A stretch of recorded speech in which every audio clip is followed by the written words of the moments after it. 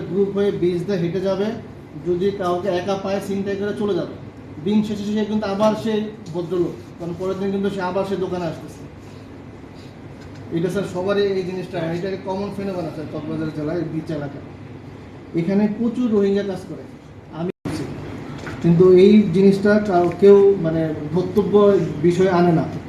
এখানে আমার কক্সবাজার জেলায় পৌরসভার ভিতরে প্রচুর বাড়িতে রোহিঙ্গা ভাড়া থাকে। এই ভাড়াটা তো আমরা পুলিশ দেই না, তো প্রশাসন দেয় না, এটা এখানকার লোকাল পিপল দেয়। তাহলে যদি আমি রোহিঙ্গাকে থাকার জন্য বাংলাদেশ সরকার ক্যাম্প দিয়ে দিয়েছে, ওইখানে বিদেশিদের অর্থায়ন করা সাহায্য আছে, সে ক্যাম্পে থাকবে, সে সকালে বের হবে, সারাদিন কাজ করবে, সন্ধ্যার পর ওই গ্রুপ যে চিন্তায় করে না তার কোনো জ্ঞান, আমাদের যথেষ্ট প্রমাণ আছে, তাদের কোনো আইডেন্টিটি নাই। এই আইডেন্টিটি দেওয়ার মালিক আমরা না, বাংলাদেশের লোকাল গভর্নমেন্ট থেকে তার আইডেন্টি দেওয়ার কথাও না, তারা থাকবে ক্যাম্পের ভিতরে। সবার প্রতি অনুরোধ হচ্ছে, আপনাদের আশেপাশে যেসব রোহিঙ্গারা থাকে আপনারা দয়া করে প্রত্যেক মহল্লা বলা শুরু করেন যে আমাদের এই লোকাল পিপলের মাঝখানে রোহিঙ্গারা বসবাস করতে পারবে না, তারা ক্যাম্পে যাবে। দোকানগুলোতে রোহিঙ্গাদের চাকরি দেওয়ার কোনো সুযোগ নাই। এখানে কক্সবাজার শহরের মধ্যে অটো নাকি চলার কথা হচ্ছে ১,৫০০, এখানে অটো আছে ১২,০০০-এর উপরে। এই ১২,০০০ অটোর মধ্যে প্রায় 60 থেকে 65% হচ্ছে চালায় হচ্ছে রোহিঙ্গারা। তারা না মানে কোনো আইন, না মানে কারো কোনো কথা।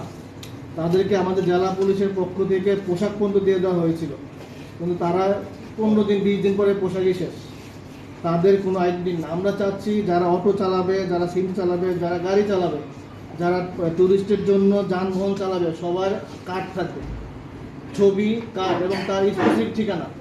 এখানে স্যার দায়িত্ব সবার রয়েছে। আমরা যদি সবাই একসাথে আসি তাহলে কক্সবাজার শহরের মধ্যে, পুরো কক্সবাজার জেলার মধ্যে যারা পর্যটনের জন্য মানে বিভিন্ন মনের মধ্যে যে আক্ষেপ, আশা করি অচিরই দূর হবে, কিন্তু সবাইকে আগে আসতে হবে। হোক সে হকার, সে একটা মানুষ, তার একটা আইডেন্টি থাকে, তার আইডি কার্ডের নম্বরটা এখানে থাকবে। সে অটো চালাবে, সিএনজি চালাবে, সে বাস চালাবে, তার একটা আইডেন্টি থাকবে। এবং আমরাও চাই, আমরা জেলা পুলিশের পক্ষ থেকে আমরাও চাই যে আমরা বিভিন্ন সময় বিভিন্ন হোটেল মালিকের সাথে কথা বলি। আসলে ওনারাও অপারক, একটা সিস্টেম চালু করে দেওয়ার পর 1 মাসের মধ্যে সিস্টেম ডেভেলপ করে না। আমরা চাচ্ছি প্রত্যেক হোটেলের মধ্যে যে কর্মচারী থাকবে, সবার আইডেন্টি থাকবে, প্রোফাইল থাকবে, এবং যারা পর্যটক আসে তাদেরও আইডেন্টি থাকবে। পূর্বেও আপনাদের সাথে মিটিং করেছি, আমি মোটামুটি অনেক কিছুই জানি, ওই যে দালাল চক্র আমি বলে ফেলেছি।